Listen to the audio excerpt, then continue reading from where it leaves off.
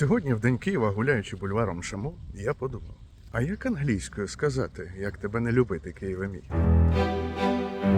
Почнімо з того, що у англомовних питання, як ти міг це зробити, може мати два різних відтінки. Залежно від того, чи ми захоплюємося, чи засуджуємо. Якщо ж вам вдалося сьогодні лягти раніше, то у вас із заздрістю спитають «How did you do it?» Ну, тобто стандартне питання в past simple з «how». А от якщо ми когось засуджуємо, тут нам треба can або could. How could you say that? Проте, коли хочемо додати частинку не, нам її треба поставити вже після дієвої особи. How could you not say that? А це вже якраз те, що нас цікавить. How could you not love Kyiv? Як ти можеш не любити Київ, або як тебе не любити? Ну хіба що через погоду.